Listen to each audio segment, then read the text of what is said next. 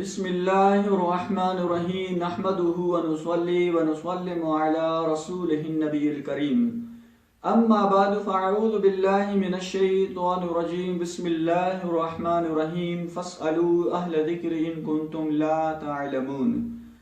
آج کل لوگوں کو دین کے حوالے سے بیان کرنے کا بہت شوق ہوتا ہے، لیکن بدقسمتی کے ساتھ اس بات کی پرواہ تک نہیں کرتے کہ میں جو مسئلہ بیان کر رہا ہوں یا دین کے حوالے سے جو مسائل لوگوں کو بتا رہا ہوں، کیا واقعی ان مسائل کا تعلق دین سے ہے یا نہیں ہے، اسلام سے ہے یا نہیں ہے۔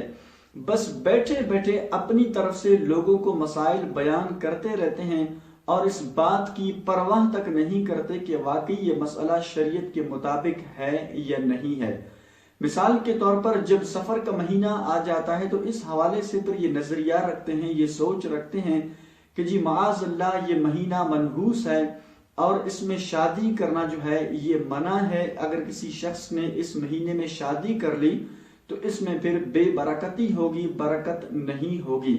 حالانکہ اس مہینے میں حضرت علی رضی اللہ تعالی عنہ اور فاطمہ الزہرا خاتون جنت بی بی فاطمہ الزہرا رضی اللہ تعالی عنہا کی شادی جو ہے وہ اسی مہینے میں ہوئی۔ اب آپ بتائیں کہ اس شادی سے کوئی کامیاب شادی اور ہو سکتی ہے؟ تو اس سے معلوم ہوا کہ لوگوں کا جو نظریہ اور اعتقاد ہے یہ بالکل غلط ہے۔ اسی طرح پر معاذ اللہ اس مہینے کو منحوس سمجھتے ہیں کہ جی اس مہینے میں بلائیں اترتی ہیں، مصیبتیں اترتی ہیں۔ حالانکہ یہ طریقہ، یہ اعتقاد جو ہے اس وقت کے کفار کا تھا، کافروں کا تھا۔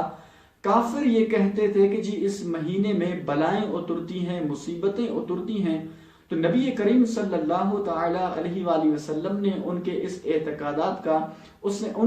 اعتقاد کا رد فرمایا اور ارشاد فرمایا کہ لا سفر، یعنی سفر کچھ بھی نہیں ہے، اس میں نہ بلائیں اترتی ہیں نہ مصیبتیں اترتی ہیں۔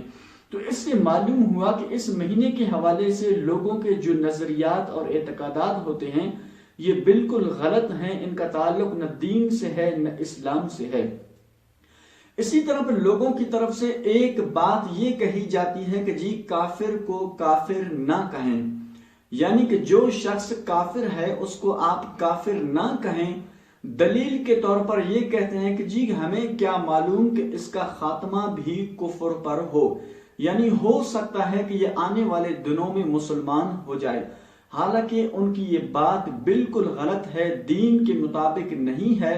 اللہ تبارک و تعالی جل جلالہ نے قرآن کریم برہان رشید میں خود کافر کو کافر کہنے کا حکم دیا ہے، جس طرح کہ پارہ 30 اور سورہ کافرون میں اللہ تبارک و تعالی نے ارشاد فرمایا کہ قل یا ایھا الکافرون، یعنی اے حبیب آپ فرمائیے کہ اے کافرو۔